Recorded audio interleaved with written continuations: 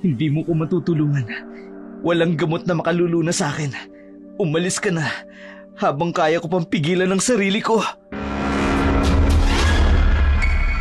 Hindi mo kami matutulungan, Serafina. Ikaw ang mas inaalala ko. Lalo pat papalapit na ang kabilugan ng buwan.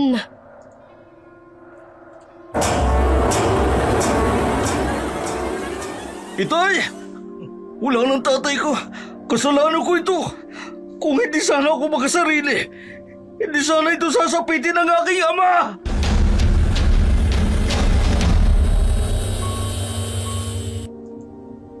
Maraming kwentong bayan na pilit na inililibing sa limot dahil ayon sa iba, wala naman itong katuturan at wala namang katotohanan. Ngunit paano kung ang sinasabing kwentong bayan ay totoo pala at naranasan ng ilan sa atin, lalo na katulad ko? Dark Shadow, ako nga pala si Serafina, 20 taong gulang, apo ng isang albularyo. Pinalaki ako sa makalumang paniniwala, malayo sa kabiasnan. Ngunit hindi ako ignorante sa makabagong pamamaraan. Hayaan niyo pong ikwento ko ang aking karanasan tungkol sa mga aswang. Ito ang aking kwentong Dark Shadow. Lola, kumain na po tayo. Naghanda na po ako ng almusal natin. Pritong talong at itlog tsaka sinangag. Tatapusin ko lang itong paghahabi ko ng banig, apo. Mabilis lang ito. Konti na lang.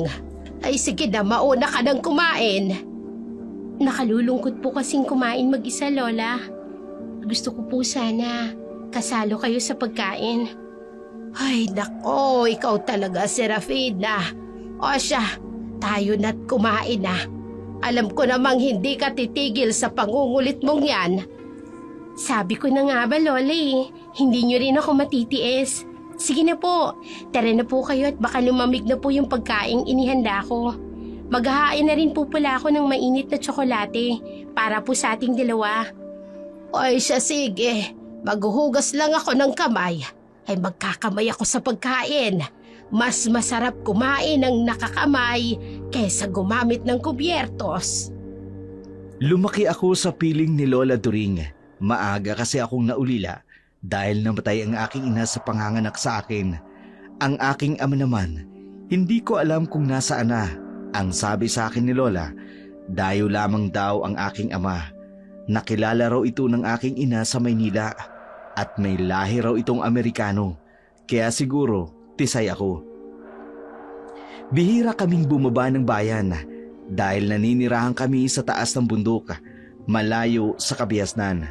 Dahil dito, madalas mapagkamalan si Lola na isang mambabarang. Pero ipinagkibit balikat ko na lamang iyon dahil alam naming hindi totoo. Ang totoo kasi, si Lola ay isang magaling na albularya. Kapag may nagkakasakit sa mga kalapit namin dito sa bundok, si Lola ang kanilang takbuhan. Ano? May bala ka bang sumama sa akin sa bayan? Maghahanap ako ng trabaho doon para makatulong kay inay at saka kay itay. Gustuhin ko man pero hindi ko pwedeng iwan si Lola. Kawawa naman siya. Wala siyang katulong sa bukid. Ano ka ba? Nandiyan naman ang pinsan mong si Bimbo. Aalagaan niya si Lola During. At saka, mas malakas pa nga si Lola During kesa sa kalabaw eh. Kaya wala kang dapat na ipag-alala. Baliw ka talaga. O sige, magpapaalam muna ako kay Lola. Kapag pinayagan ako, sasama ako sa iyo sa bayan. Teka, anong klaseng trabaho bang pwede nating pasukan doon? Ayon sa pinsan kong si Sally, katulong daw sa bahay o kaya tendera sa kantin. Ay, okay na yun. Ang mahalaga may sweldo buwan-buwan, di ba? Kaysa naman wala tayong kikitain. Sabagay, tama ka. O sige, kakausapin ko si Lola. Tapos sasabihin ko sa'yo kapag pumayag siya na magtrabaho ako sa bayan. O sige, sabihan mo ako ah. Siya nga pala, mauna na ako sa'yo, Serafina. Kailangan ko pa kasing ihatid tong pagkain nila inay at itay para sa pananghalian nila. Kita na lang tayo bukas ha? Sige, Salome. Ingat ka sa daan. Marami pa namang nagkalat na ahas ngayon dahil tag-init. Sa mga taong ahas lang ako takot ano? Hindi sa mga ahas sa gubat. Baliw talaga itong babaeng to. Pero sa bagay, mas nakatatakot nga naman ang ahas na nagbabalat kayong tao.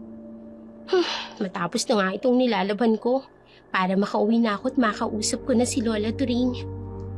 Hindi ko alam kung papayagan ba ako ng lola ko na magtrabaho sa bayan. Pero ng araw na yun, nagbakasakali akong kausapin si Lola During hinggil sa aking plano. Pagkarating ko ng bahay, naabutan ko si Lola. Nagpapausok gamit ang bunot ng niyog at insenso sa buong paligid ng aming bahay. Naruroon si Bimbo, kumakain ng nilagang kamote habang nagkakape. Anong sinabi mo, Serafina? Magtatrabaho ka sa bayan. Kasama ko naman po si Salome, Lola. Tsaka, mas mabuti na rin po yun para makatulong ako sa gastusin dito sa bahay. Lumalaki na rin po kasi ang pangangailangan natin eh. Bakit? Nagsasawa ka na ba sa buhay natin dito sa bundok, Serafina? Kahit naman wala tayong salapi, mabubuhay tayo. Sa dami ng mga pananim natin at marami rin tayong alagang hayop. Hindi tayo mauubusan ng pagkain. Hindi naman po yun ang dahilan ko, Lola. Gusto ko rin po kasing malasap ang pamumuhay sa syudad. Hindi naman po ibig sabihin nun. Kalilimutan ko na ang mga turo ninyo at ang pamumuhay natin dito sa bundok. Nauunawaan ko, Apo. Ganyan din noon ang iyong ina. Masyadong mausisa sa buhay sa syudad. Pero kalaunan ay bumalik din. Hindi niyo po ba ako papayagan, Lola? Bakit naman kita hindi papayagan? Malaki ka na. Ang hiling ko lang ay huwag mong kalilimutan ang mga turo ko. Lalo na sa mga nakagawian nating panggagamot. At huwag kang basta magtitiwala sa mga taong makakasalamuha mo sa bayan. Hindi lahat sila ay tunay. Ang iba'y nagbabalat kayo lamang. Maraming salamat po, Lola. Huwag po kayong mag-alala. Sisikapin kong makabisita sa inyo na madalas. Sana ipayagan ako ng magiging amo ko na umuwi tuwing linggo. Lola, may problema po ba? Bigla po kayong natahimik. Wala ito, Apo. Huwag mo na lamang akong pansinin. Siya nga pala, kailan ang alis ninyo ni Salome? Magkikita po kami bukas, Lola. Ikukumpirma ko po kung kailan kami bababa ng bayan. Sige, ihahanda ko rin ang mga kakailanganin mo sa pagbaba mo ng bundok. Mag-iingat ka sana sa bayan, Apo. Hindi lang dito sa kasukala naglipa ng mga nilalang na mapanakit. Lalo na ang mga aswang. Bumababa rin sila ng kapatagan at nakikihalos sa mga tao. Palagi ko pong tatandaan ang turo ninyo, Lola. Pangako po, hindi ako mapapahamak sa mga aswang. Ginagabayan niyo naman po ako simula pagkabata, kaya wala ako kayong dapat na ipag-alala, Lola. Alam ko, kahit payagan ako ni Lola During na bumaba sa bayan, naruroon pa rin ang pag-agam-agam niya. Ito ang unang beses na mawawalay ako sa kanila ni Bimbo. Gayunpaman, hindi pa rin nakakaligtaan ni Lola na ihabilin sa akin ang lahat ng itinuro niya bilang magaling na albularyo. Mga aral na babaunin ko sa aking paglalakbay pababa ng bayan. Kinabukasan, nakipagkita ako kay Salome tulad ng aming napag-usapan. Kamusta? Pinayagan ka ba ni Lola During? Oo, pinayagan ako ni Lola. Tinatanong niya nga kung kailan tayo bababa ng bayan. Sabi ng pinsan ko, pwede na daw tayong bumaba bukas.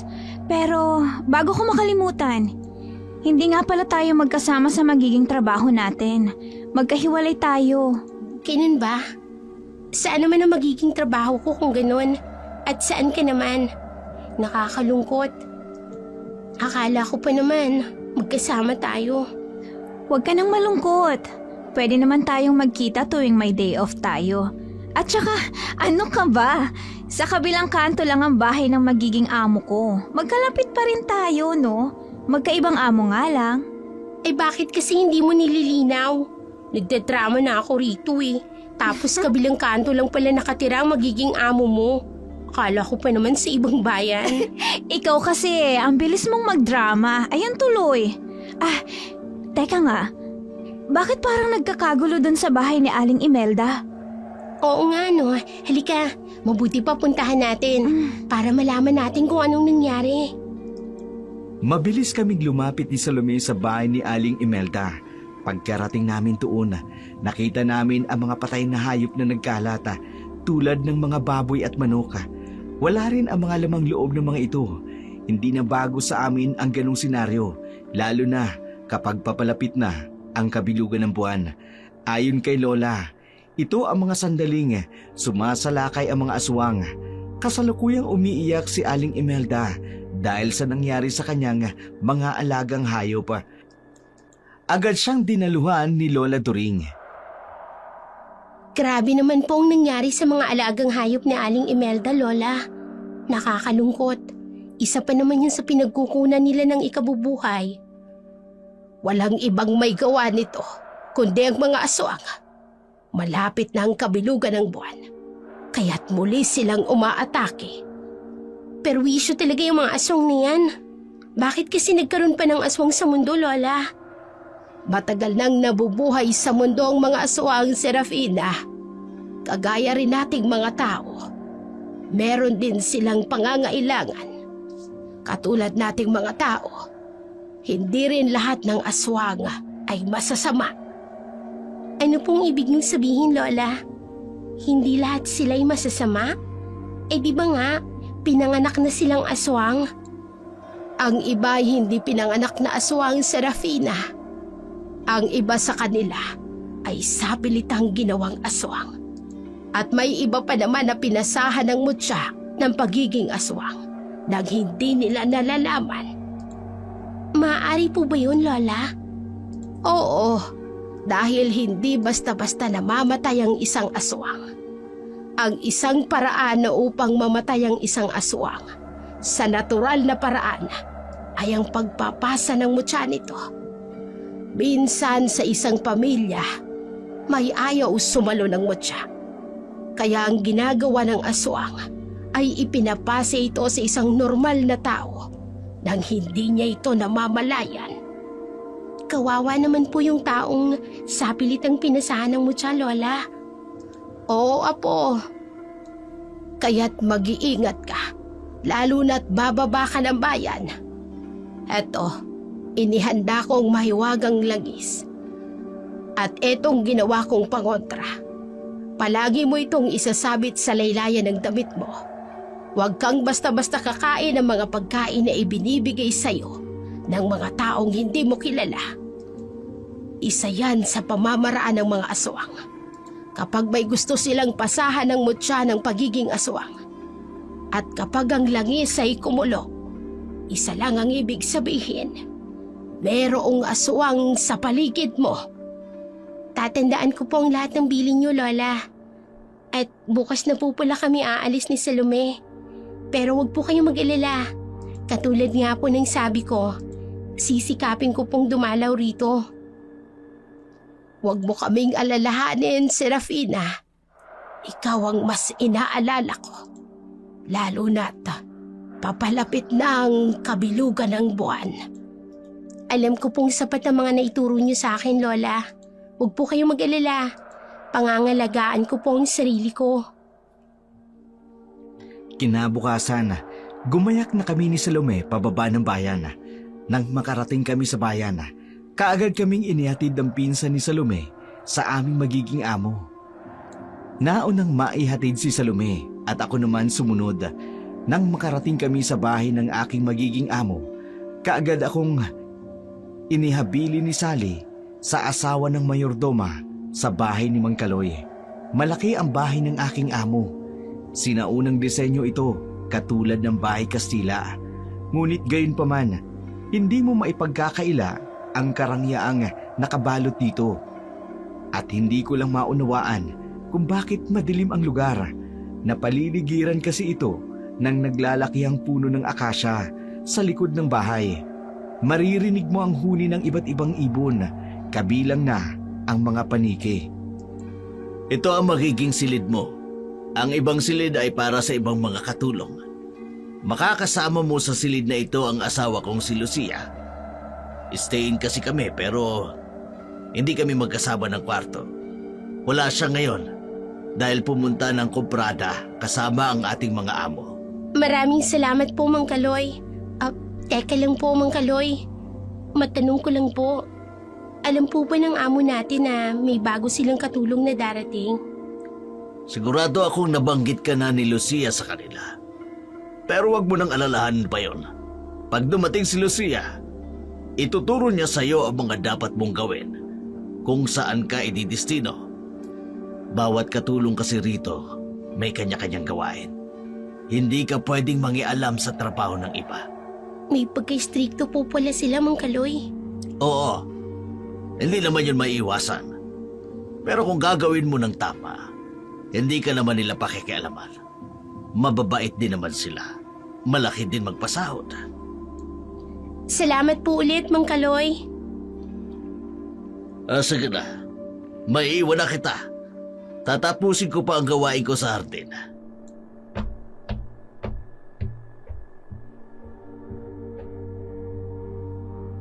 Masaya kong inayos ang mga damit ko sa bakanting kabineta. Malawak ang magiging silid ko. May dalawa itong maliit na kama at isang ceiling fan. May malaki rin itong bintana na sigurado akong nakaharap sa may bandang likod ng bahay. Dahil hindi ako sanay ng madilim ang paligid, binuksan ko ang malaking bintana. Ganun na lamang ang pagtataka ko dahil napakaraming ibon ang nagsipulasan nang buksan ko ang bintana. Ang dilim rin kasi ng paligid. Kahit sigurado ako mag-aalas 2 pa lamang ng hapon ng mga oras na yun. Pero lahat ng yun, ipinagkibit-balikat ko na lamang at bumalik ako sa pag-aayos ng aking gamit. Inilagay ko sa cabinet ang maliit na baul na bigay sa akin ni Lola. Lahat ng mga pangontra at ang langis na bigay niya ay nasa loob doon. Inilagay ko ito sa aking cabinet sa isiping hindi ko naman kailangan ang mga iyon. Ang sarap naman ng simoy ng hangin. Parang ang sarap matulog at iunat ang katawan. Masakit na rin ang mga paa ko sa paglalakad kaninang umaga. Pababa dito sa bayan. Ay, kumusta na kaya si Salome? Sana naman maging maayos siya sa kanyang amo. Teka, ang ingay naman ng mga paniki sa labas. Ang dilim kasi ng paligid ng bahay na to. Kaya gustong-gustong sirahan ng mga paniki. Ay, makatulog nga muna. Inaantok talaga ako eh. Sa kalaliman ng tulog ko, hindi ko namamalayan na madilim na pala. Dala na rin siguro ng aking pagod sa pagbabagtas pababa ng bayan, kaya napasarap ang aking pagtulog. Pero nagising ako dahil sa isang boses. Bakit mo binuksan ang bintanang yan? Ikaw ba ang bagong dating nakatulong? Opo, ako nga po. Pasensya na po. Hindi ko po alam na bawal buksan ng bintana. Madilim po kasi kaya binuksan ko. Ako nga po pala si Serafina. Kayo po ba yung asawa ni Mang Kaloy? Si Aling Lucia? Ako nga. At sa susunod, huwag kang gagawa ng hakbang na hindi muna nagtatanong. Pasensya na po talaga. Hindi ko naman po alam na bawal palang buksan ng bintana. Pero, bakit nga po ba bawal buksan ng bintana? Mas presko po kasi ang hangin at medyo maliwanag po kapag bukas ang bintana. Bigla siyang natigilan. Bakit kaya? May masama ba akong nasabi? Basta, huwag mong bubuksan ang bintana at malamok. Ayoko ng lamok. Lamok po, Aling Lucia. May alam po akong halaman na pangontra sa lamok. Gusto niyo po ba magtanim ako? Kung gusto niyo po naman, meron akong dalang mantika ng halaman. Mainam po yun para sa kagat ng lamok. Serapina ang pangalan mo, tama? Opo.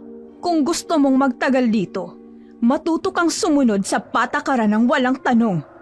Kapag sinabi ko na huwag mong bubuksan ang bintana, huwag mong bubuksan. Ngayon, kung naiinitan ka, buksan mo ang ceiling fan, kaya nga nakasabit yan dyan. At kung nadidiliman ka naman sa paligid, buksan mo ang ilaw. Nagkakaintindihan ba tayo? Opo, Aling Lucia. Naiintindihan ko po. Mabuti. May dala akong puto, latik at iba pang pagkain. Dito ka na kumain sa ating silid at huwag kang lumabas pa. Matulog ka rin ng maaga dahil maaga tayong gigising. At ituturo ko sa iyo ang mga gawain mo. O sige na, maiwan na kita at kailangan ko pang paghandaan ang pagkain ni Sir Landon. Tulala lamang ako hanggang makaalis si Aling Lucia. Nakatingin ako sa baunan ng pagkain sa aking harapan. Hindi ko maunawaan, subalit pakiramdam ko, may nababalot na misteryo ang bahay na kinaroroonan ko. Bumaling ang paningin ko sa nakapinid na bintana. Naguguluhan ako kung tungkol nga lang ba sa lamok ang dahilan kung bakit ayaw niya itong pagbuksan ni Aling Lucia. Pero sa kabila ng pagugulo ng aking isipan, mas pinili kong sundin ang bilin ng istrikto kong mayordoma. Mabuti naman at maaga kang nagising. Ngayon, ituturo ko sa iyo ang mga gawain mo. Ikaw ang maglalabas ng basura tuwing araw ng pagtapon ng basura at lilinisin mo ang ibabang bahagi ng bahay. At higit sa lahat, yun ang pakatatandaan mo, na wag kang aakyat sa ikatlong palapag ng bahay. At huwag ka rin papasok ng kusina. Ako lamang at si Kaloy ang maaaring pumasok sa kusina. Aling Lucia? Nakalimutan mo na ba ang sinabi ko sa'yo? Hindi ba't sabi ko ay bawal magtanong? Hindi naman po ito tungkol sa mga bawal na sinabi niyo sa akin. Ang itatanong ko lang po sana, yun lang po bang gagawin ko? Hindi lamang iyon. Marami pa. Pero sa ngayon, iyon lang muna. Ang mahalaga ay sumusunod ka sa mga bilin ko. Siya nga pala. Ang sahod natin ay kada katapusan ng buwan. 12,000 ang sahod mo. Kung nais mo namang umuwi sa inyo, maaari kang umuwi 1 beses sa 1 buwan. Malaki po talagang magpasahod ang amo natin. Malaking tulong na po yun sa amin ng lola ko. Oo, kaya nga kami nagtagal dito ni Kaloy. Hindi na naman kailangan magtungo pa ng Maynila para magtrabaho. O sige na, mag-umpisa ka ng maglinis dito sa ibaba at magtutungo na rin naman ako sa kusina. At ang mga biling ko, ha Serafina? Huwag na huwag mong kakalimutan. Opo, Aling Lucia. Hindi ko po makakalimutan lahat ng bili ninyo. Sumunod ako sa utos ng aking mayordoma. Inumpisan kong linisan ang ibabang bahagi ng bahay. Habang bumubunot ako ng mga ligaw na damo, dumapo ang tingin ko sa likod ng bahay. Madilim ang bahaging yun ng bahay at mas marami ring ligaw na damo doon. Kaya naman, dahan-dahan ako nagtungo sa likod na bahagi ng bahay. Hindi ba ito nililinisan man lang? Ang dumi. Kaya naman pinamamahayan ng lamok itong likod bahay. Makapagtanim nga ng citronilla dito, panglaban sa lamok. Ano ba yan? Ang daming paniki! Ang ingay! Ay! Ano ba yan? May biglang tumalo na pusa. Galing sa isang mayabong na halaman. Kulay itim na pusa. At matalim itong nakatitig sa akin. Hindi ka naman siguro aswang, no? Tsu! Tsu! Umalis ka! Maglilinis ako rito. Hindi siya gumagalaw.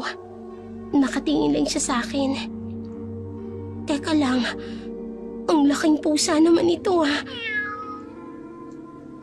Siguro may lahi ang pusang ito. Pero kahit na, ang laki niya talaga. Anong lahi kaya meron nito?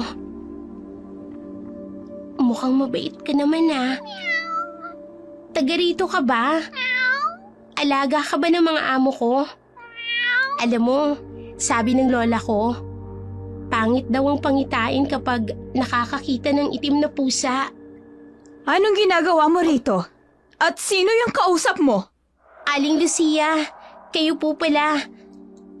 Ay, yung pusa.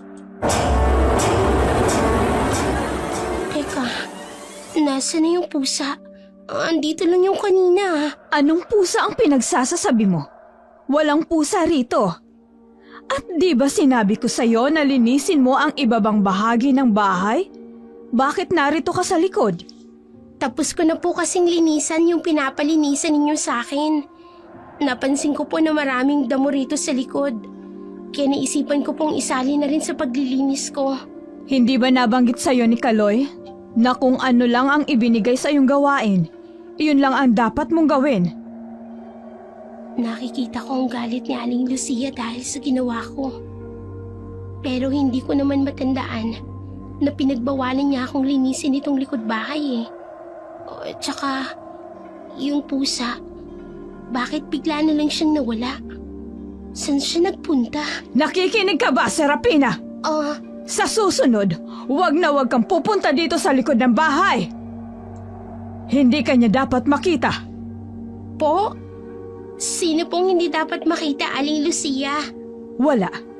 Halika na. Sumunod ka na sa akin. Mas maganda kung tutulungan mo si Rhonda sa pangungulekta ng bulaklak. Dadalhin niyo ni Kaloy sa bayan mamayang hapon. Naguguluhan man sumunod na lamang ako kay Aling Lucia. Pero malinaw na malinaw sa aking pandinig ang kanyang sinabi. Hindi ko lang maunawaan kung ano o kung sino ang tinutukoy niya. Habang paalis kami sa likod ng bahay, napansin ko sa isang bintana sa ikatlong papalapag ng bahay. Bahagya itong nakaawang. Naningkit ang aking mga mata habang tinatanaw ito. Pakiramdam ko kasi merong pares na mga mata ang nakatingin sa akin. Matagal ka na ba dito? Oo, te. Medyo magdadalawang taon na. Ang gawain ko dito, mangolekta at mamitas ng mga bulaklak. Matanong ko lang, Rhonda. Ano? Nakakapasok ka ba sa loob ng bahay? Ang ibig kong sabihin, bukod sa pangungulekta ng bulaklak, may iba ka pang ginagawang trabaho? Teka, alam mo ang ginagawa mo? Payo ko lang sa'yo. Kung gusto mong magtagal dito, huwag kang palatanong. Ganun ba talaga kahigpit dito? Kasi halos lahat kayo, yan ang sinasabi.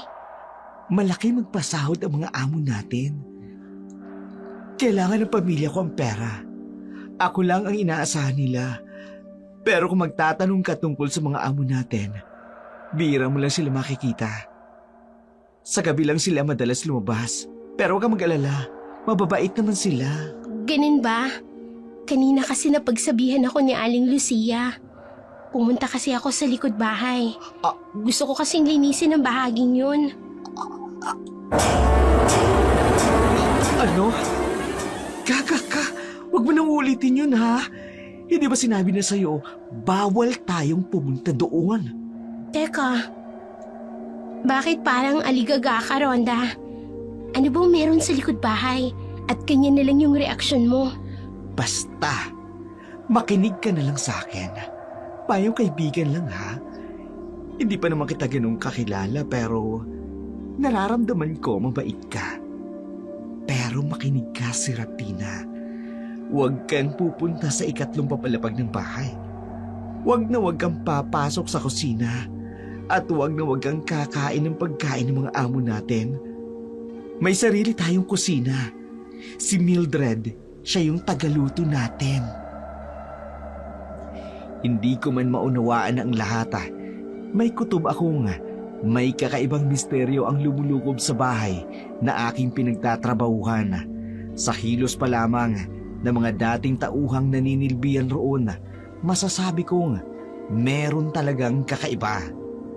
Nang araw na yun, maghapon kong tinulungan si Rhonda. Hindi na ako nagtanong pa.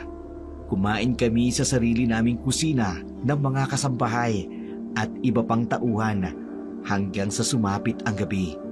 Mahimbing na natulog si Aling Lucia, pero bahagya akong naalimpungatan dahil sa kakaibang ingay na narinig ko mula sa third floor.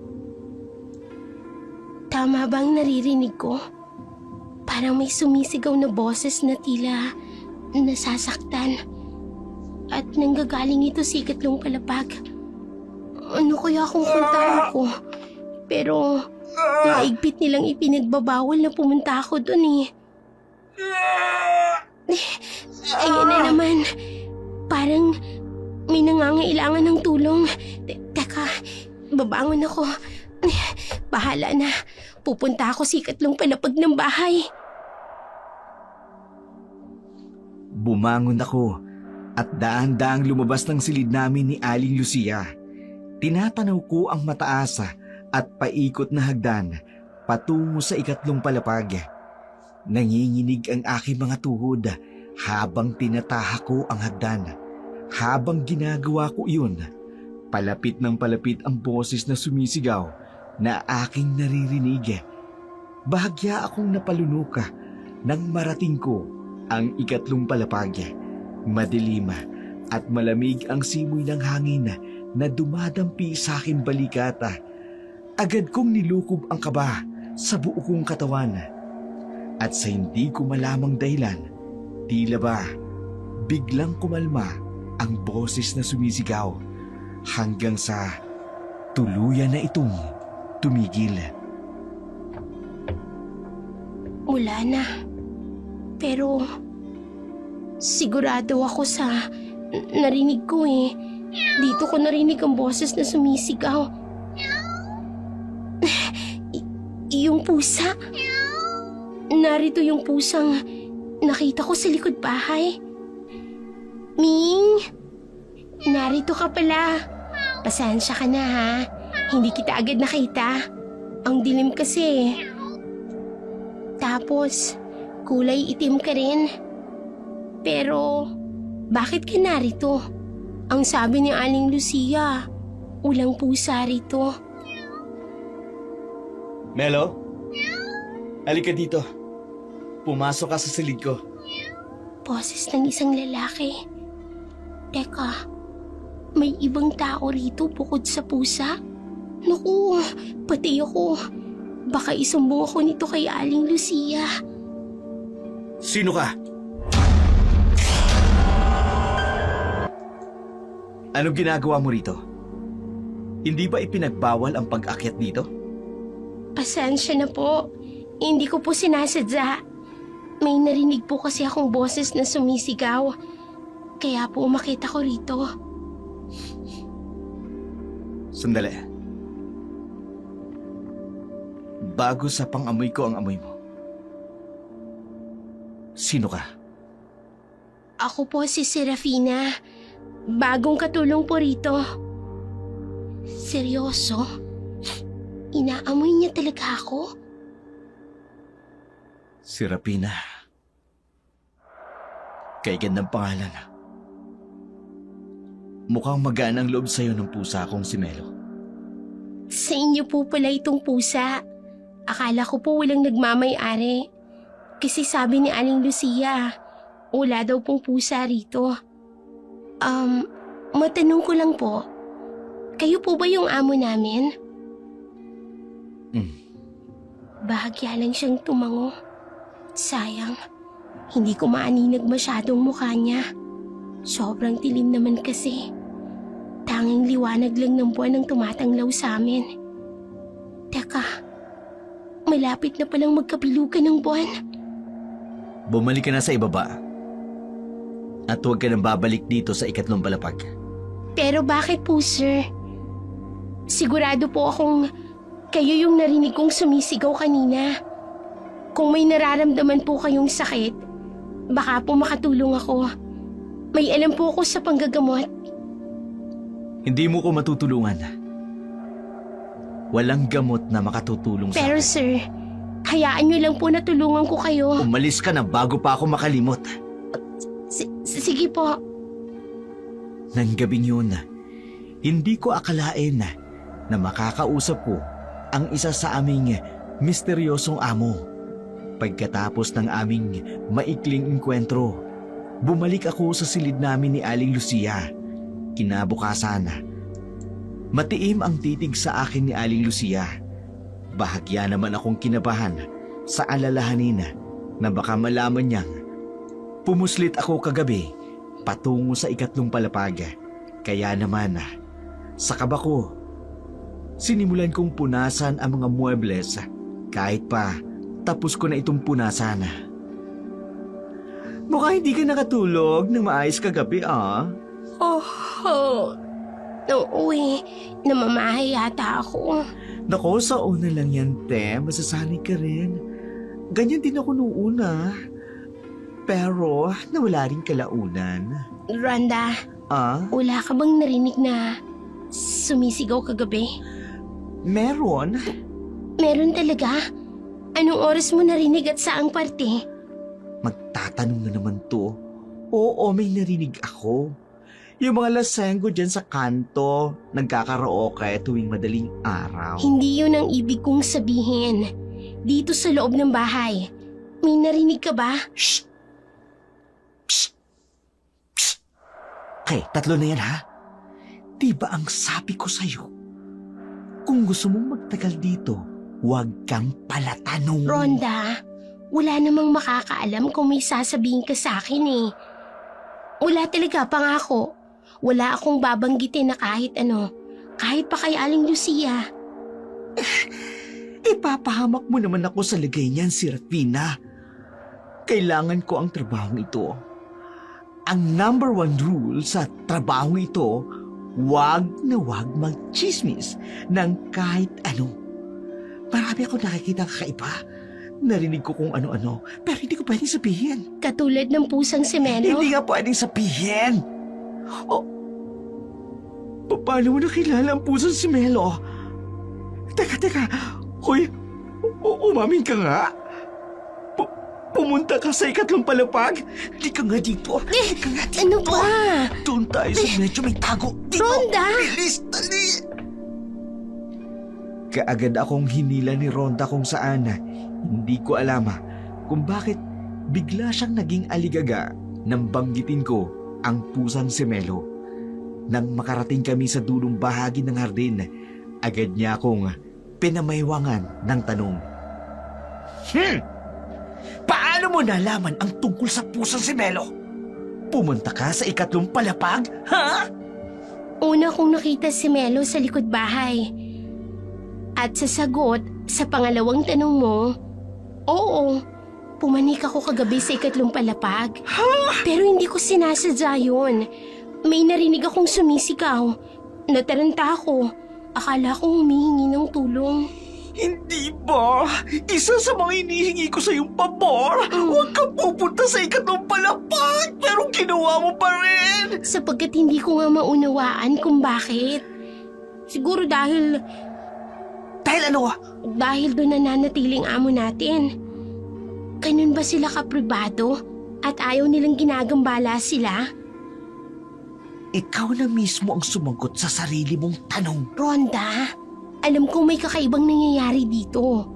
Ang gusto ko lang naman na imalaman, kahit konting background lang. Eh bakit ba? Hoy, Serafina.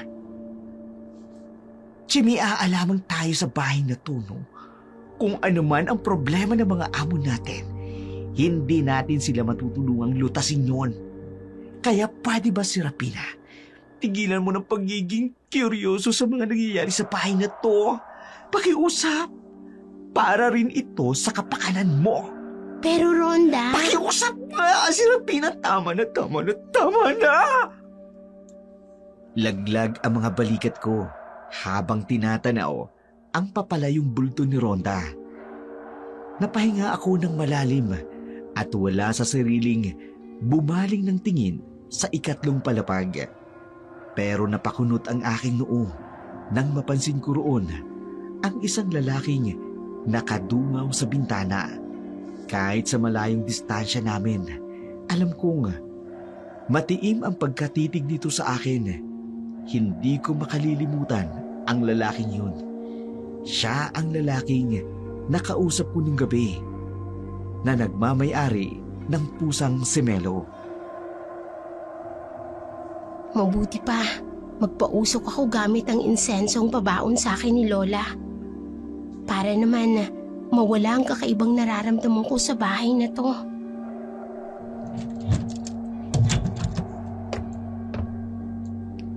Anong ginagawa mo?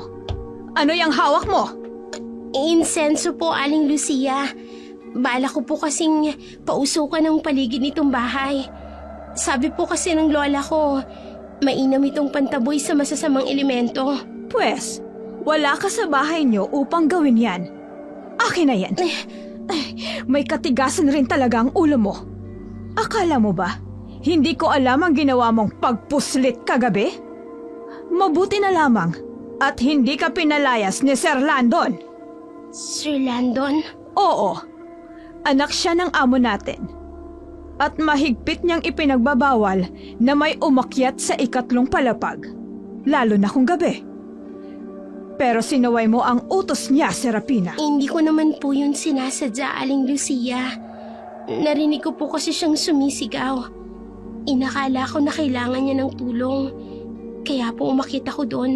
Pero pangako, hindi ko na po ulitin. Hindi na siya kumibo. Tinitingnan niya lang ako na may galit sa mga mata niya. Diyos ko, ano bang gagawin ko? Simula sa araw na ito, kay Rhonda ka nasasama at tutulungan mo siya sa mga gawain niya. Nagkakaintindihan ba tayo? Opo, Aling Lucia. Simula ng araw na yun, kay Rhonda na ako sumasama. Hindi na rin ako nakakapuslit sa loob ng bahay dahil palaging nakabantay sa amin si Mang Kaloy. Sa ilang araw kong paglalagi sa bahay at pagsama kay Rhonda sa pag-aalaga sa hardin, ni minsan hindi ko nakitang lumabas man si Sir Landon. At kahit pa si Aling Lucia, hindi ko siya kailanman nakitang namalengke.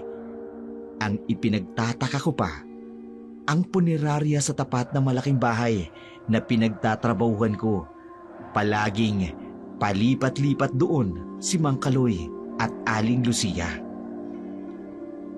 Rhonda, sana huwag kang mainis sa akin ha. Pero may gusto lang akong itanong. Ano pa nga ba?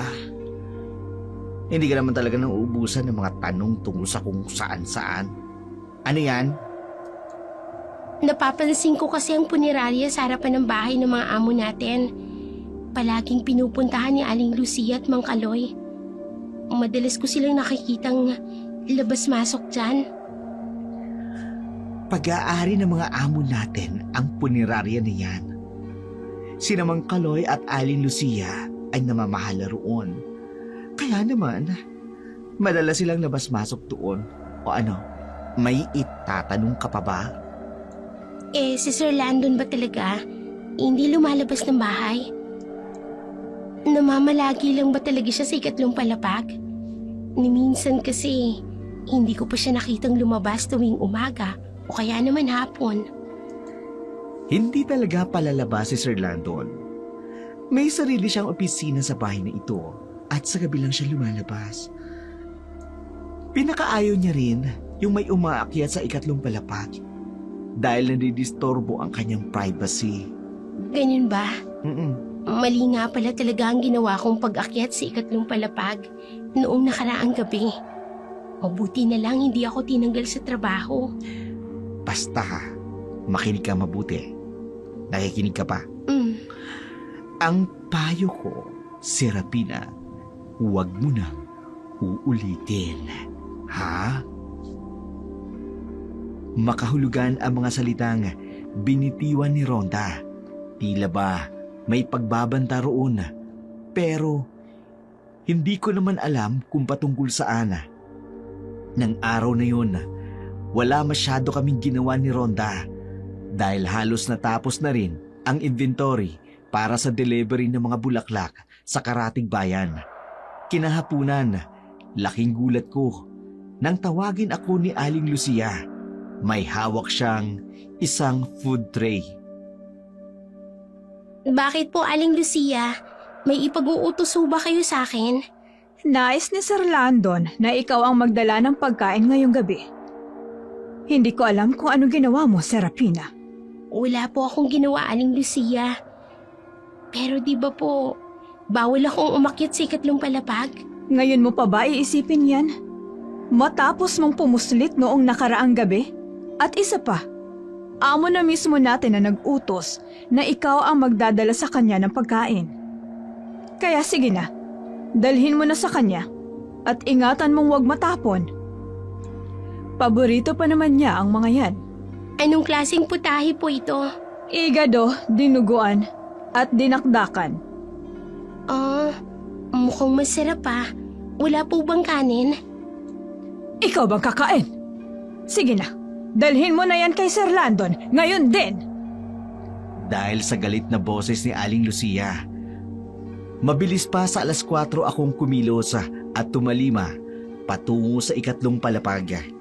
Iningatan ko na wag kong matapon ang pagkain ni Sir Landon.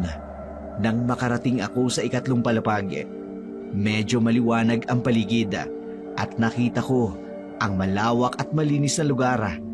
May isang pinto lang doon, kaya naman naisip ko, yun siguro ang silid ni Sir Landon. Kinakabahan akong kumatok sa pinto. Ilang segundo rin ang lumipas bago ito bumukas. Tumambad sa akin ang isang matangkad, moreno at ubod ng gwapong lalaki. Kulay tsokolate nitong mga mata ay matiim na nakatingin sa akin. Bahagya akong napalunok, hindi agad nakapagsalita. Yan ba ang pagkain ko? Bakit hindi ka makapagsalita? Napipi ka na ba? Sa pagkakatanda ko, nakakapagsalita ka naman. Opo. Eto nga po yung pagkain ninyo. Sabi po ni Aling Lucia, paborito mo raw ang lahat ng yan. Ano nga ba yun? Baka kasi... bakit ba ganyan siya makatingin? Ang gwapo. Nakakainis. Igado? Dinuguan? Dinakdakan, tama? Yun nga po, sir. Tama po kayo. Alam na alam niyo po yung paboritin yung pagkain. Syempre po, pagkain niyo yun eh. Saan ko po ito ilalagay? Sa center table ko. Papasok po ako sa loob ng kwarto ninyo. Hindi po kayo magagalit? May dapat ba akong ikagalit? Wala naman yata. Alika. Pasok ka na. Nang makapagsimula na akong kumain. Sige po. Diyos ko, ano ba naman yan? Makukurot ako ni Lola turing sa singit ito. Kapag nalaman niyang nilalaman ng utak ko, sasabihin nun, ang landi ko. Pero, ang gwapo kasi. Ay, sorry na Lola. Pakilak ng pinto. Ho? Pakilak pagkalabas mo. Mayumi at isang marilag akong pinalaki ni Lola During. Pero ewan ko ba, nang makita ko sa harapan ko si Sir Landon, ang amo ko, tila ba nahipnotismo ako sa taglay niyang kagupuhan. Nakakita na ako ng gwapong lalaki noon, pero iba ang karesma ni Sir Landon. Marahil dahil taga-syudad siya. Habang nasa loob kami na kanyang silid, alam kong lihim niya akong pinagmamasdan. Ramdam ko ang mga titig niya habang nakatilikod ako. Inaayos ko ang pagkain niya. Sa hindi ko malamang dahilan, may kakaiba akong nararamdaman. Bukod sa paghanga, tila ba merong kakaibang aura sa loob ng silid ni Sir Landon. Pero hindi ko lamang matukoy kung ano. Bigla kong naalala ang mga pangontrang binigay sa akin ni Lola During. Gusto mo bang sabayan akong kumain? Naku, sir, huwag na po. Nakakahiya naman po sa inyo. Sige po. Babalik na ho ako sa ibaba. Gustong-gusto ko talaga ang amoy mo. Nagiging kalmado ako. Ano ho yun, sir? May sinasabi ba siya tungkol sa amoy ko? Mabaho ba ako? Mabuti na lang bingi siya. Ang lakas ng sinabi ko kanina. Sige na. Saluhan mo na ako sa pagkain. Nakalulungkot kasing kumain na mag-isa. Pero wag kang kakain sa pagkain ko. Meron namang pritong manok dyan. Yan na lang kainin mo. Paborito niyo po talaga ang pagkain na yan, ano sir? Oo. Pero minsan nakakasawa rin. Gusto niyo po ba ipagluto ko kayo? Masarap po ako magluto ng sinangag. Yung pong maraming dinikdik na bawang. Ayos lang po kayo, sir. Gusto niyo po ng tubig? Ayos lang ako. At salamat. Pero hindi ako mahilig sa bawang. Ibang luto na lang.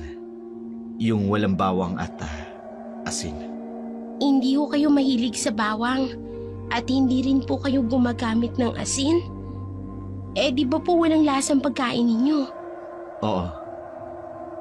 May sakit kasi ako at ipinagbabawal yun sa akin.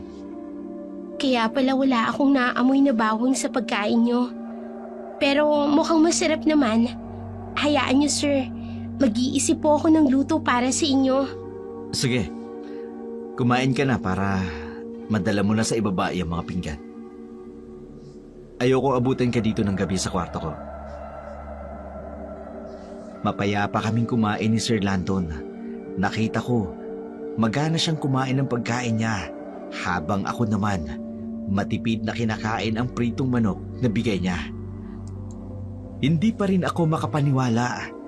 Nakasalo ko sa pagkain ng aking amo. Noong nakarang araw lamang, pinagbawalan akong umakyat sa 3 palapag. Pero habang pinagmamasdan ko siya, naalala ko ang sinabi niya na hindi siya pwedeng kumain ng may bawang at asin. Inisip ko kung ano kayang sakit meron siya. Nagugulumihanan ako dahil ayon kay Lola, ang mga takot daw sa asin at bawang ay mga aswang. Pero muli kong tiningnan si Sir Landon at napaisip, napakagandang lalaki naman ito para maging isang aswang. Totoo ba yung narinig ko? Ikaw? Ikaw ang naghatid ng pagkain kay Sir Landon kahapon ng hapon? Oo, Rhonda. Ang bait niya naman pala. Binigyan pa nga ako ng pagkain eh. Ano? Kumain ka ng pagkain niya? Teka lang. Bakit ganyan ang reaksyon mo? Siyempre hindi. Binigyan niya ako ng pritong manok. Hindi niya ako pinakain ng pagkain niya. Oh, Santissima Madre de Diyos! Mabuti naman kung ganoon. Rhonda, bakit hindi kita maunawaan? Ano bang mangyayari kung kakain ako ng pagkain ni Sir Landon?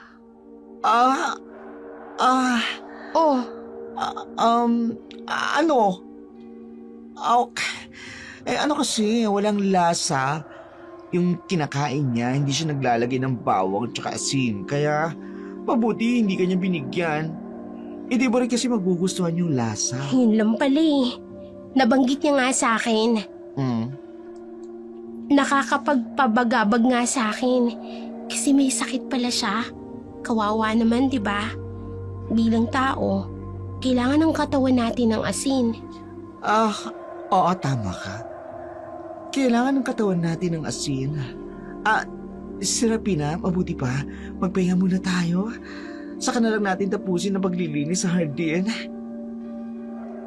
Mabilis na natapos ang araw na yun. Pansin ko ang pagiging aligaga ni Rhonda sa hindi ko malamang dahilan. Sa aking gunita, wala naman akong ibang nabanggit kundi ang tungkol kay Sir Landon. Magmula nang mapag-usapan namin siya, biglang nang iba ang kilos ni Rhonda. Muling sumapit ang dapit hapon. Hindi ako tinawag ni Aling Lucia upang magdala ng pagkain kay Sir Landon. Kaya naman, minabuti kong pumanhik sa aking silid sapagkat tapos ko na ang aking mga gawain. Sir Landon, hindi ko batid kung anong inyong iniisip. Bakit mo inilalapit ang sarili mo sa kanya? Hindi ko rin mawari kung bakit. Marahil, narahuyo ako sa kanyang ganda. At nababanaag ko rin ang kadalisayan ng kanyang puso. At nabanggit ko rin sa'yo ng gabing yun. Tila ba, isang mahika pero napakalma niya kung ano man ang meron sa loob ko. Pero delikado. Sir Landon, paano po kung dumating ang oras na hindi mo makontrol ang iyong sarili at masaktan mo siya? Malapit na uli ang kabilugan ng buwan. Kailangan makapaganap ako ng lunas. Kailangang malunasan ang sumpang ito. Ngunit sa aking sapantaha, walang kahit anumang gamot ang makalulunas sa akin. Huwag ho kayong magsalita ng ganyan, sir. Hindi po kami tumitigil ni Kaloy at ang magulang niyo sa paghahanap ng lunas, Sir Landon. Si Serafina at ang kanyang kariktanan ang nagbigay sa akin ng sinag upang maniwala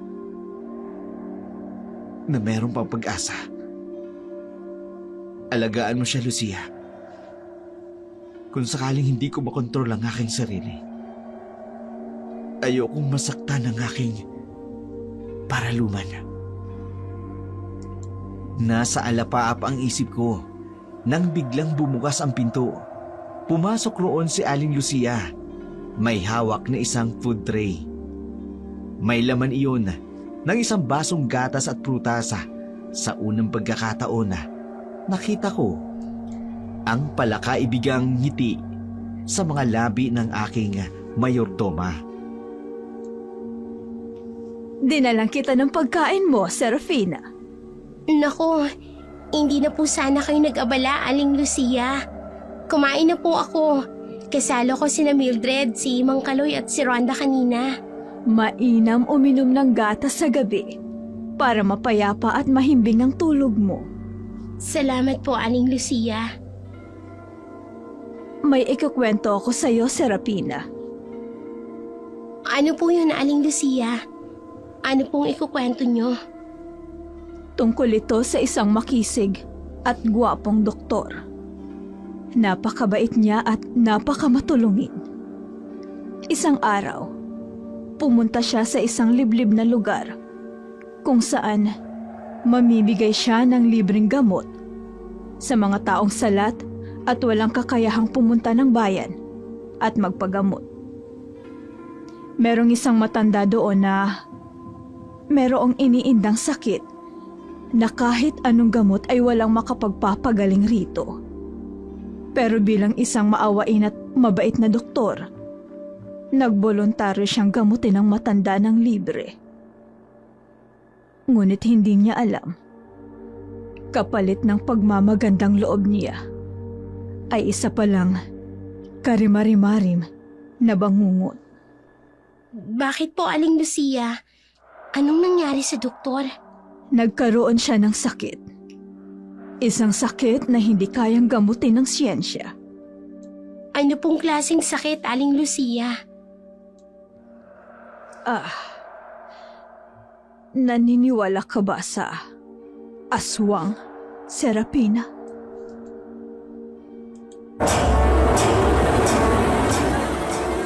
Aswang? Oo. Sinalinan siya ng pagiging aswang ng matandang kanyang tinulungan nang hindi niya namamalayan. At pagkatapos maisalin sa kanya ang mutya ng pagiging aswang, namatay na ang matanda. Kaya pala, hindi ito gumagaling sa sakit nito. Dahil hindi iyon pangkaraniwang sakit. Isa pala itong aswang at nais na niyang mamahinga. Subalit, walang nais sumalo sa kanyang pagiging aswang kahit sino man sa kanyang pamilya. Kaya naman, isinalin niya ito sa doktor nang hindi nito alam. Opo, Naniniwala po ako sa aswang Aling Lucia. Isa pong magaling na albularyo ang lola ko. At nabanggit niya rin sa akin ang tungkol sa pagsali ng aswang ng kanilang mutya upang maging aswang ang pangkaraniwang tao. Kung ganun, may gamot ka ba sa ganung kalagayan? Sabihin mo sa akin. Serapina, anong lunas? Ang alam ko po, may isang ritual na ginagawa. Itinuro yun sa akin ng lola ko. Pero hindi ko pa po nagagawa dahil wala pa po akong naiengkwentrong aswang na may ganung kalagayan. Kung ganun, matutulungan mo siya. Sino po? Aling Lucia? Hindi na ako nasagot pa ni Aling Lucia sapagkat bigla na lamang itong nagmadaling umalis. Ako naman naiwan akong tuliro at nahulog sa malalim na pag-iisip dahil sa napag-usapan namin ni Aling Lucia. Nabaling ako sa aking kabineta na isipan kong kunin ang mga pangontrang ipinabaon sa akin ni Lola Doring. Bilisan yung pagkadena sa akin, Mang Kaloy. Nararamdaman ko ang silakbo ng kung anumang insekto sa aking sikmura. Papalapit na ang kabilugan ng buwan. Tumitindi na naman ang pagkauwa ko sa laman at dugo ng tao. Opo, sir. Sinisiguro ko po na hindi kayo makakawala sa kadenang yan. Sinisigurado ko rin na bilhin ang pinakamatibay na kadena upang hindi kayo makawala. Salamat. Salamat, Mang Kaloy. Ayaw kung may masaktan ako. Oras na maging aswang ako ng tuluyan. Huwag po kayo mag-alala, sir. Hindi po namin kayo hahayaan ni Lucia.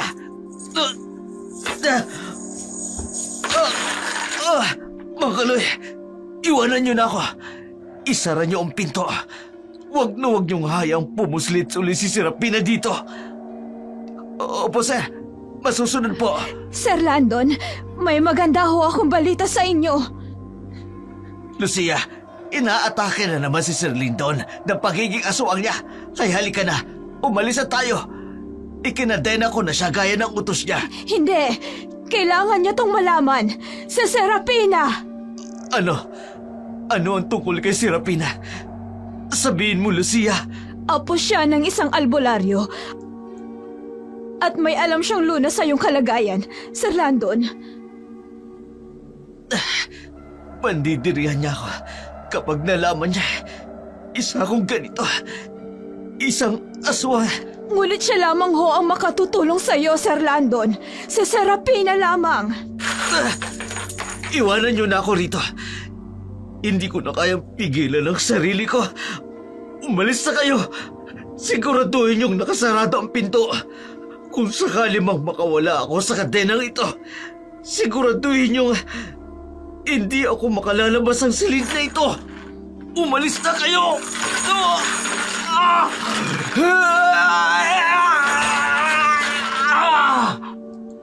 Noong gabi na yun, hindi ako makatulog. Hindi pa rin bumabalik si Aling Lucia sa aming silid. Hindi rin mawala sa aking isip ang kanyang kwento tungkol sa isang doktor na sinalina na ng pagiging aswang. Pakiramdam ko, tila kilala ko ang taong kanyang tinutukoy. Ngunit hindi ko lamang matukoy kung sino. Sa kalagitnaan ng gabi, nakarinig ako ng isang sigaw ng lalaki. Tila nasasaktan at nahihirapan. Wala sa aking sariling kalooban na napabangon ako at sinundan ang sigaw na yun.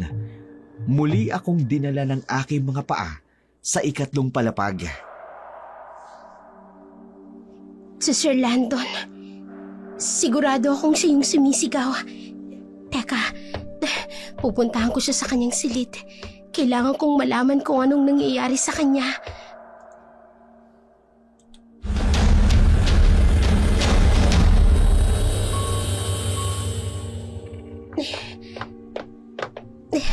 Dito na ako.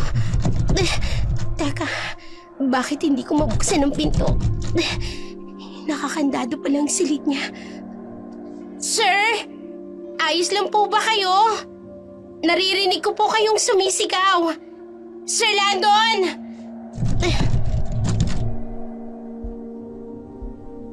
Umalis ka na. Umalis ka na, Serafina. Hindi mo ko dapat makita sa ganitong kalagayan. Umalis ka na. Habang kaya ko pang pigilan ang sarili ko. Hindi ko po kayo maintindihan. Nag-aalala po ako sa inyo. Inaatake po ba kayo ng sakit ninyo? Kailangan niyo po ba ng gamot? Sabihin niyo po, tutulungan ko kayo. Serafina, hindi mo ko matutulungan. Ito ang sakit na hindi kayang gamutin ng gamot. Hindi ko kayang kontrolin ang sarili ko. Baka mapahama ka. Mas mabuti pang umalis ka na.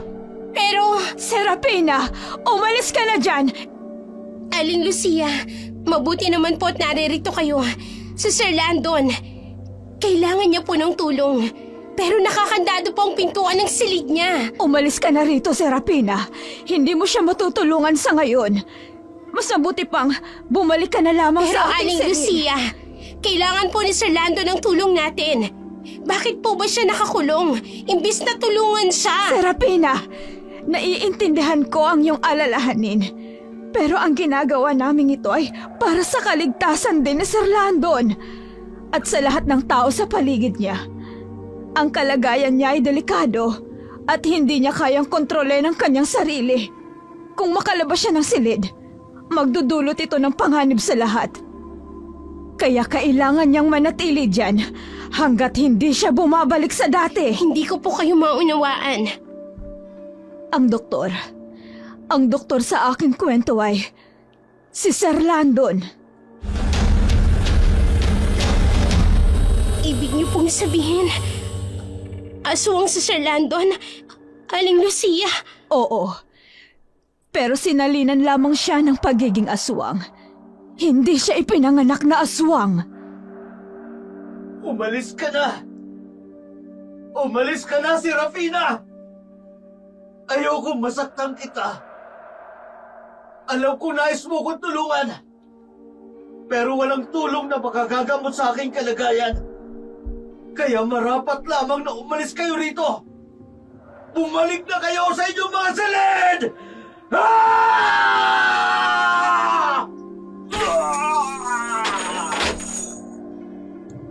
Hindi ko mababatid kung ano ba ang tamang sagot sa mga nangyayari. Tunay nga ba ang aking narinig? Nagpalingalinga ako sa paligid at nakita ko si Mang Kaloy at Aling Lucia at Rhonda.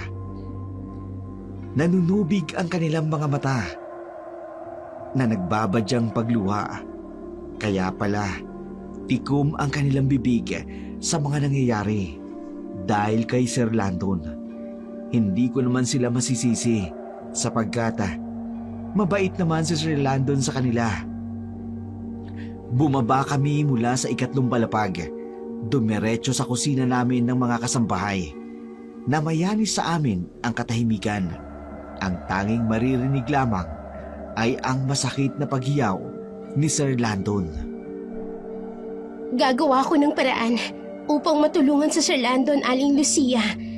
May dala akong mga gamot na marahil ay magpapagaan sa pasakit ng kanyang nararamdaman. Sana nga'y magawan mo ng paraan upang matulungan siya, Serafina.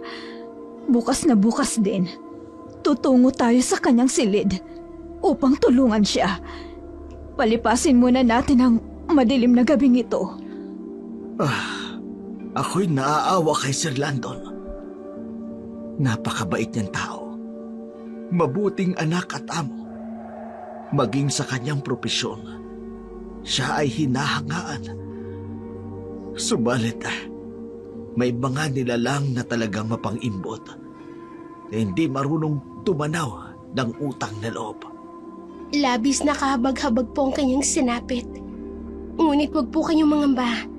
Gagawin ko po ang lahat ng aking makakaya upang matulungan siya.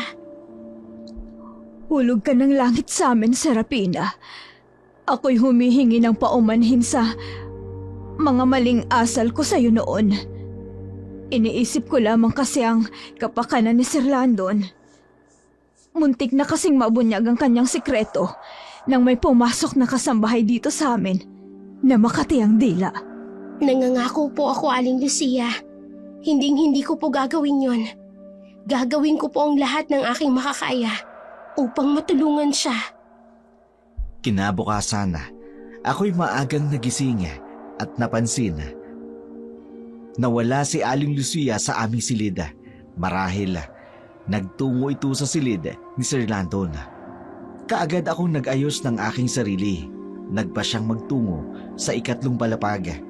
Dala ang mga halamang gamot na ipinabaon sa akin ng aking butihing lola. Diyos na mahabagin, bakit kinuha ito ng aswang na iyon sa'yo? Tunay na kahabag-habag ang iyong kalagayan, Sir Landon. Hindi ka dapat nagtungo rito. Hindi ko nais na makita mo ko sa ganitong kalagayan. Huwag mong ikahiya ang iyong kalagayan. Narito ako upang tulungan ka. Heto ang mga halamang gamot na ibinigay sa akin ni Lola. Inumin mo ito. Baka sakaling maibsan ang iyong pagdurusa. Tama nga ang aking sapanta. Ikaw ay may busilak na kalooban. Nababanaag ko yun sa iyong mayuming mga mata. Kahit sa iyong kasalukuyang kalagayan, masasabi kong meron kang taglay na pagkaromantiko, Sir Landon. Hindi ko akalain. Napakabuti pala ng pakiramdam ng iyong matamis na ngiti. Tama na po ang bulahan. Inumin niyo na yung mga halamang gamot nito, sir.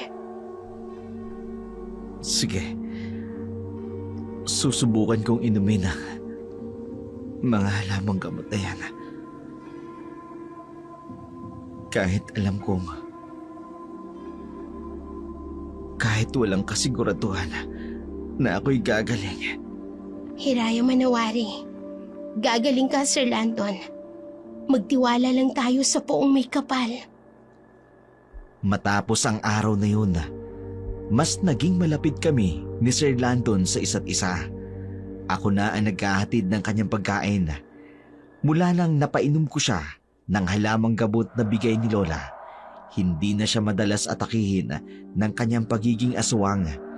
Isang araw, kailangan ko nang magpaalam na uuwi muna ako sa bundok upang magpaturo kay Lola ng orasyon at ritual para makatulong sa kalagayan ni Sir Landon. Sigurado ka bang babalik ka rito? Baka hindi ka na bumalik. Babalik ako, sir. Pangako po. Kailangan ko lang makausap si Lola. Hingil sa iyong kalagayan. Paano ko hindi maunawaan ng iyong lola? Paano ko hindi kanya payagang bumalik rito? Malulungkot ako, Serafina. Huwag ho kayong malungkot. Tsak na mauunawaan ni Lola ang lahat. Isa siyang albularyo. At bilang albularyo, handa siyang tumulong sa kahit na sino. Kaya magtiwala ka, Sir Landon. Babalik ako rito sa bayan upang tulungan kang kumaling. Sige. Pangahawakan ko ang iyong pangako. Kailan ang iyong pag-alis? Bukas ng umaga. Sasamahan ako ng kaibigan kong si Salome.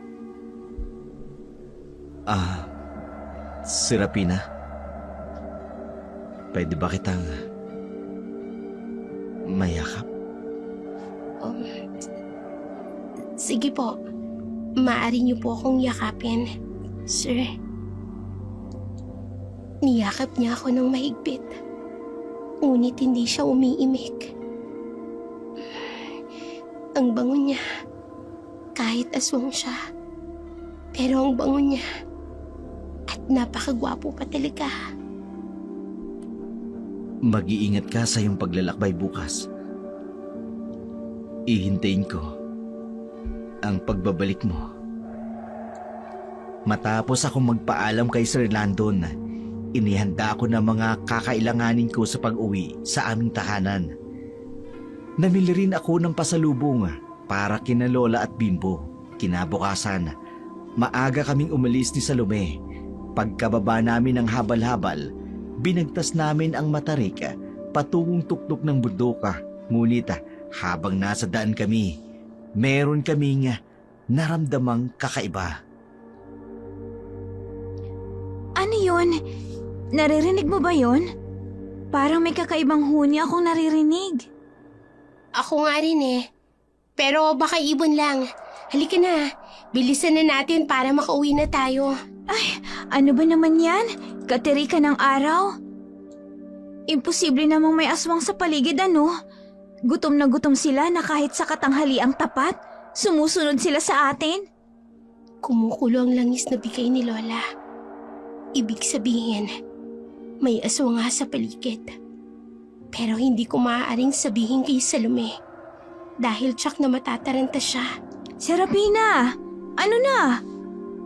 Bakit naman natahimik ka dyan? Tara na nga, umalis na nga tayo dito. Hindi na ako natutuwa sa mga naririnig kong huni ng ibon. Sige, tara na. Bilisan natin. Ayos ka lang ba, Serafina? Namumutla ka eh. Gusto mo ba ng tubig? May baon ako dito. Ayos lang ako. Tayo na, Salome. Bilisan natin ang paglalakad upang makauwi na tayo. Hindi ko pwedeng sabihin sa kanya na mayroong aswang sa paligid. Matapos ang mahabang lakaran, nakarating na ako sa aming tahanan. Nagulat si Lola sa pag-uwi ko, pati rin si Bimbo. Ngunit agad ding napalitan iyon ng tuwa.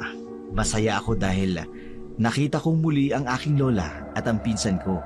Kinahapunan, habang naghahanda kami ng pagkain para sa hapunan, sinimulan kong sabihin kay Lola ang aking sadya. May sasabihin ka nga sa akin, Apo. Tungkol saan yan? Lola, nabanggit niyo po kasi sa akin noon ang tungkol sa mga aswang na sinalina ng pagkaaswang. Tinuruan niyo din po ako ng orasyon at ritual. Pero hindi ko na po gaanong kabisado. Bakit bigla kang naging interesado tungkol dyan, Serafina? May hindi ka ba sinasabi sa akin? Lola, kasi po, yung amo ko, isa siyang normal na tao. Pero sinalinan siya ng pagiging aswang nang hindi niya namamalayan. Sinasabi ko na nga ba? May kutob ako na mayroong sumusunod sa iyo na aswang. Ano pong ibig niyong sabihin, Lola? Darito siya. Sinundan ka niya. Hindi po, Lola. Imposible po na sundan ako ni Sir Landon dito.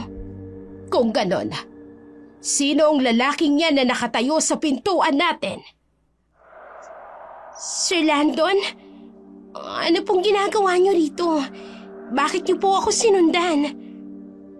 Taka, ibig sabihin, siya yung aswang na sumusunod sa amin kanina ni Salome? Ganun na lamang ang pagkabigla ko nang makita ko si Sir Landon sa may pintuan ng aming bahay. Nakasuot siya ng puting polo, bagay na bagay sa kanyang makisig na tindig. Bigla akong kinabahan sapagkat hindi ko alam kung anong magiging reaksyon ni Lola. Kilala ko ang lola ko, mabagsik pagdating sa pakikipaglaban sa mga aswang at iba pang elemento. Kaya naman natakot ako para kay Sir Landon.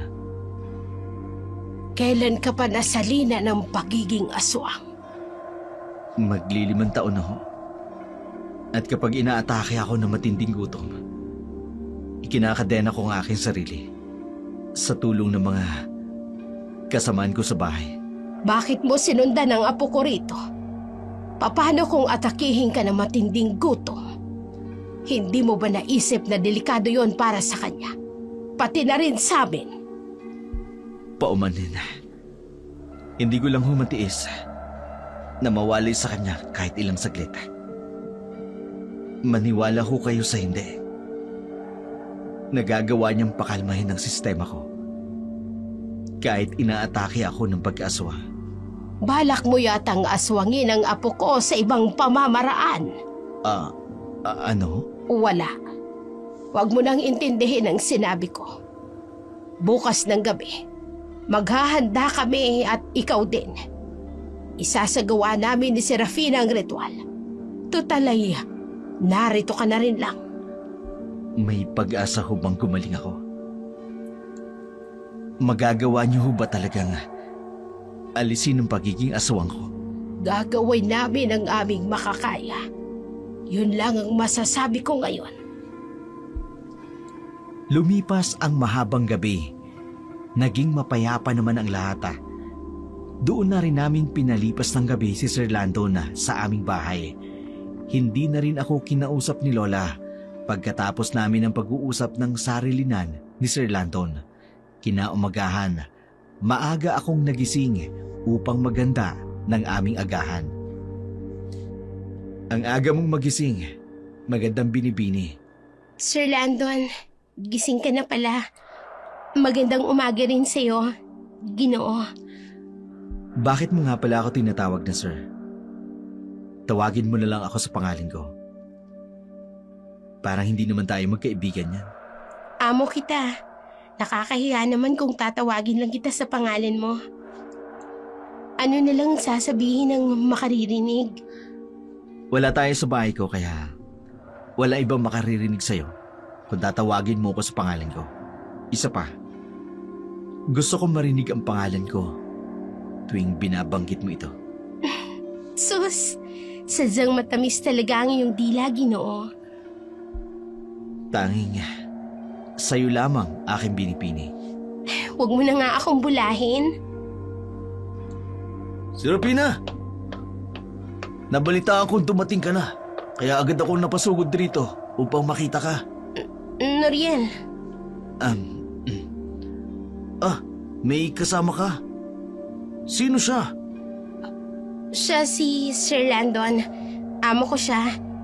Sumama siya sa akin rito. Ikaw, hindi ko alam na bumalik ka na galing Iloilo. Oo, nakabalik na ako ng 1 linggo. Nalulungkot nga ako nung malaman kong wala ka rito. Dahil nagtrabaho ka pala sa bayan. At sa unang pagkakataon na dadalawin kita, may kasama ka pang ibang tao. Hindi ako ibang tao. Hindi mo pa narinig yung sinabi niya kanina? O nagbibingi-bingihan ka lang? Abat, nakakabasuso ah. Bakit? Sino ka ba sa tingin mo? Porket amo ka ni Serafina, tingin mo urungan kita? Ano ba? Tama na. Magsitigil nga kayo. Bakit ba kayo nagkakainitan? Noriel, pwede bang umalis ka na muna? Saka na lang tayo mag-usap. Serafina, nakakasakit ka na ng kalooban. Ako pa talaga ang napili mong paalisin. Ako ang kaibigan mo. Ipagpapalit mo ko sa lalaking yan. Ano bang sinasabi mo, Noriel? Nakikiusap ako sa'yo. Umalis ka na muna bago pa magising si Lola Doring at pare-pareho tayo mapagalitan. Umalis ka na muna. Ikaw nakakabastos. Hindi mo na iginalang si Serafina sa kanyang sariling pamamahay. Itong tatandaan mo ah. Aalis ako ngayon. Pero hindi pa tayo tapos. Wala naman akong sinabing tapos na tayo. Tingin ko, nag-uumpisa pa lamang tayo. Bakit? Saan mo ba gustong tapusin? Walang hiyoko! Noriel, pakiusap. Umalis ka na. Huwag mo namang bastusin ang bisita ko. Yun ang unang beses na nakita ko nagalit si Sir Landon. Kita ko ang pagdilim ng kanyang mga mata. Dahil sa inasal ni Noriel, kaibigan ko si Noriel. Hindi rin lingid sa lahat ang kanyang pagkakagusto sa akin. Pero hindi ko ito binibigyan ng pansin dahil lamang kaibigan lang ang tingin ko sa kanya. Nang araw na yun, buong akala ko tapos na ang lahat. Ngunit ang hindi ko alam, meron palang binabalak si Noriel. Mamayang gabi, sa kabiluan ng buwan, sigurado akong magugutom ka. Bibigyan kita ng pagkain na aking mahal ama. Ituturo ko sa iyo ang lalaking karibal ko kay Serafina. Ang kapal ng mukha niyang tumungtong dito para agawin ang mahal ko. Kaya sige, Itay. Lapain mo siya mamayang gabi. Patayin mo siya para sa akin. Para wala na akong kaagaw kay Serafina. Nawala sa utak namin ang nangyari sa pagitan ni Noriel at Sir Landon dahil abala kami sa paghahanda sa gagawin naming ritual ni Lola para kay Sir Landon. Samantala, si Sir Landon naman abala sa pagtulong kay Bimbo sa pagbabalat ng kamote at pagbibilad ng palay. Halata sa itsura nito na hindi sanay sa mga gawaing bukid. Namula rin ang balat nito dahil sa sikat ng araw. Nakita ko rin nanghihina ito, kaya naman kaagad ko itong nilapitan. Sir, tama na ho yan. Hindi ho kayo dapat nasisikatan ng araw ng matagal. Sabi ko na sa'yo, tawagin mo na lang ako sa pangalan ko. Sige po. Landon, pwede ba kayong magpahinga muna? Ang sarap sa tenga kapag tinatawag mo ako sa pangalan ko. Bulero ka talaga. Sige na, pumasok ka na sa loob. Ako na ang tatapos nito. Pagdating sa'yo, Serafina, hindi ako marunong magbiro. Sige na, naniniwala na ako. Pumasok ka na sa loob. Dapit hapon na, nang kinausap kami ni Lola hinggil sa gagawin naming ritual. Narinig naming mabuti si Sir Landon sa lahat ng sinasabi ni Lola During. Kitang-kita ko rin ang kaba sa mga mata ni Sir Landon. Maghihintay tayo sa ilalim ng puno ng balete. Doon natin isasagawa ang ritual ng pagtatanggal sa mutya ng aswang na isinalin sa iyo, Landon. Magtatagumpay tayo, hindi ba, Lola? Magtatagumpay tayo, Apo. Magtiwala lang tayo sa ritual at sa tulong ng ating pananampalataya. Handa po akong gawin ang lahat upang mawala ang sumpa na isinalin sa akin. Magdasal tayo na walang maging sagabal sa ating ritual. Pugad ng mga aswang ang lugar na ito, kaya't hindi lamang tayong naririto ngayon. Kung hindi meron ding ibang mga nilalang na maaaring maghasik ng gulo. Hindi ko po hahayaang mangyari yun, Lola. Landon, ipinapangako ko, gagawin namin ni Lola ang lahat. Gumaling ka lang. Maraming salamat, Serafina. Hulog ka ng langit sa akin. Ikaw ang nagbigay sa akin ng pag-asa. Walang anuman, Landon. Masaya akong makatulong sa'yo. Hindi ka nag-iisa. Nandito ako upang samahan ka sa labang ito. Dumating ang gabi. Agad kaming nagtungo sa malaking puno ng balete. Dala ko ang malaking lubid na ipanggagapos namin kay Landon ayon sa kanyang kahilingan upang hindi niya kami masaktan kapag nawalan siya ng kontrol sa kanyang sarili. Natapos naming igapos si Sir Landon. Sa pag-angat ng buwan sa madilim na kalangitan, nagsimula itong maghiyaw mula sa matinding sakit na nararamdaman. Si Lola During naman, naghahanda ng mga kailangan namin sa ritual nang bigla kaming makarinig ng alulong ng aso. Nakatatakot ang alulong, kaya agad kaming nabahala ni Lola. Serafina, ihanda mo ang agwa bendita, pati na rin ang bawang at asin. May ibang aswang sa paligid. Opo, Lola. Isasaboy ko ito sa oras na sumugod sila sa atin. Palibutan mo ng bawang at asin ang kinaroroonan ni Landon. Iba ang kutob ko sa aswang na ito. Pakawalan niyo ako. Kaya ko siyang labanan. Hindi. Kami na ang bahala sa kanya. Lola, nararamdaman ko na paparating na siya. Humanda ka, Apo, at mapapalaban tayo. Opo, Lola. Nakahanda na po ako. Laman at dugo. Hindi. Anong? Serafina! Apo! Sa likod mo! Hindi. Ang aswang, dadambahin niya ako. Teka, hindi ako nga atakihin niya, Lola. Si Landon! Lalabahin kita! Hindi mo ko mapapatay. Pareho tayong aswang. Ay, hindi! Landon! Sabuyan mo ng agwa bendita ang aswang na sumugod kay Landon, Serafina. Gayon din, walang laban si Landon sa kanya. Hindi siya natural na aswang. Opo, Lola. Heto ang agwa bendita. Isasaboy ko ito sa likod niya ng ganito.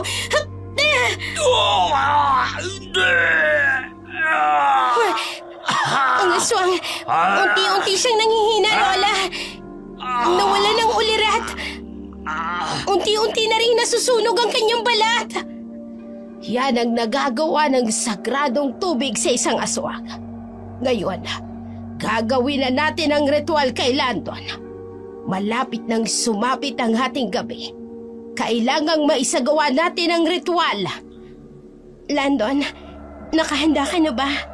Andang-handa na ako, Serafina. Maraming salamat sa muling pagliligtas ng buhay ko. Walang anuman, Landon. Nandito ako para sa iyo. At magsasagawa na tayo ng ritual ang magpapalaya sa iyo. Magtiwala ka lang sa amin at sa poong may kapal. Gagawin namin ang lahat para gumaling ka. Isinagawa namin ni Lola Doring ang ritual at orasyon. Saksi ang kabilugan ng buwan sa aming pananampalataya sa poong may kapal upang palayasin si Landon mula sa kanyang pagdurusa. Pagkatapos ng ritual at orasyon, may ipinainom si Lola kay Landon. Inumin mo ito, Landon. Sige po. Salamat. Sagradong gamot yan na magpapalaya sa iyo sa sumpang iyong kinasasadlakan.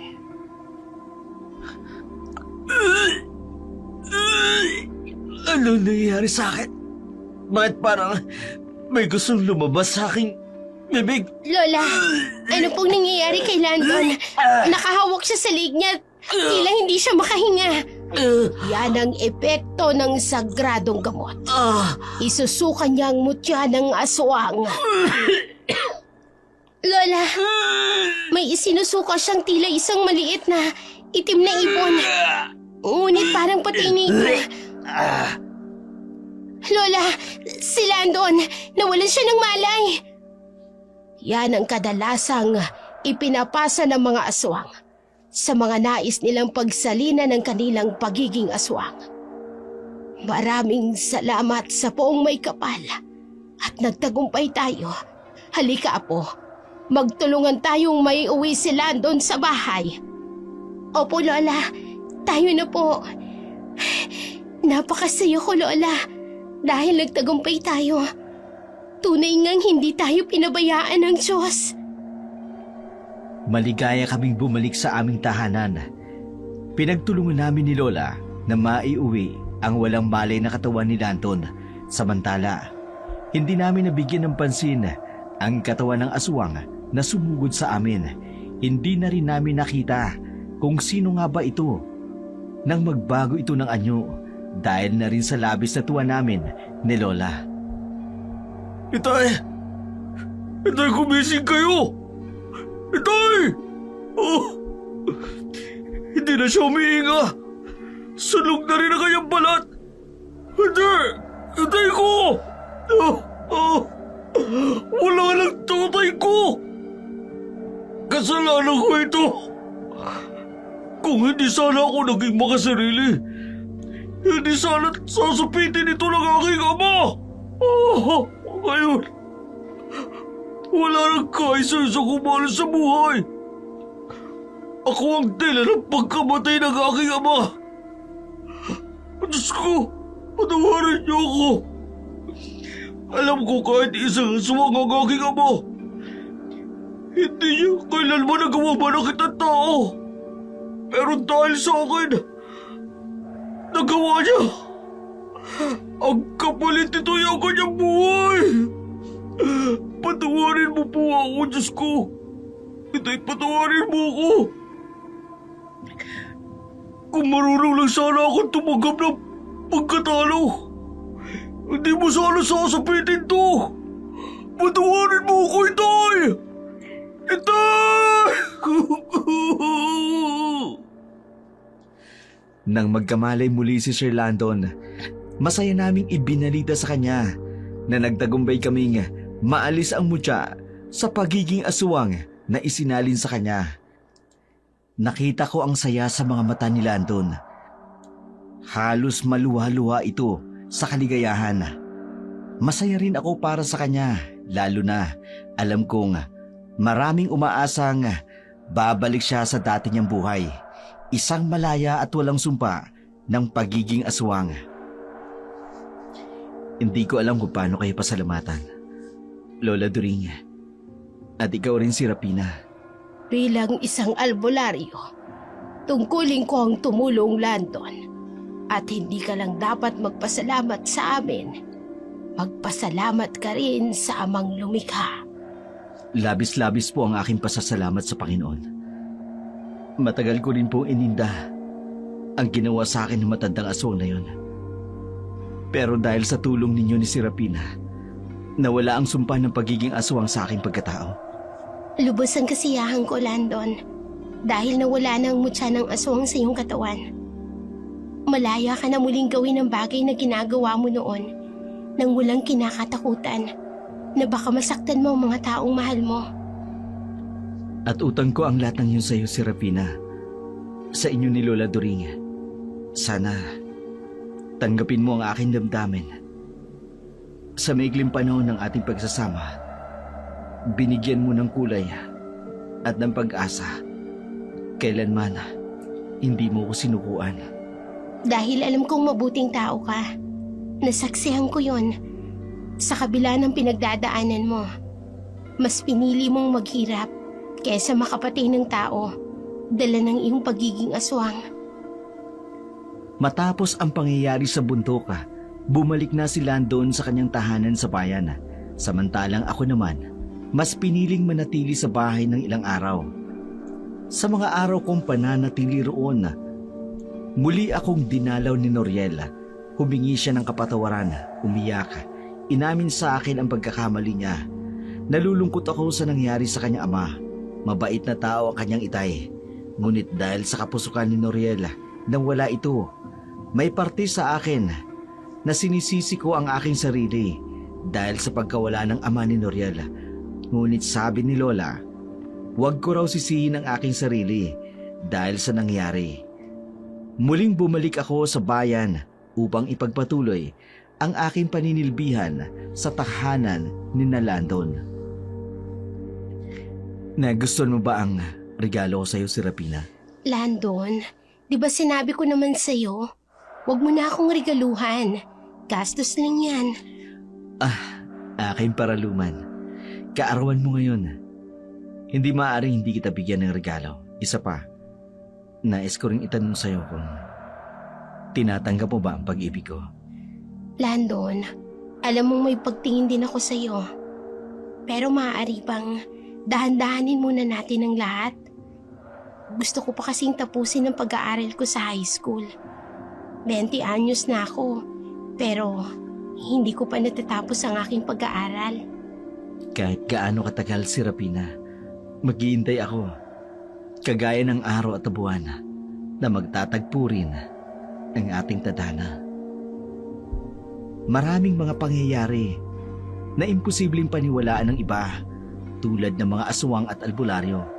Ngunit sa puso't isipan ko, lahat ng ito ay totoo. Saksi ko ang mga taong nagmahal sa amin at naniwala sa amin ni Lola at ni Landon, kagaya ng araw at ng buwan. Hindi naman magkapareho ang ningning ng aming mga liwanag.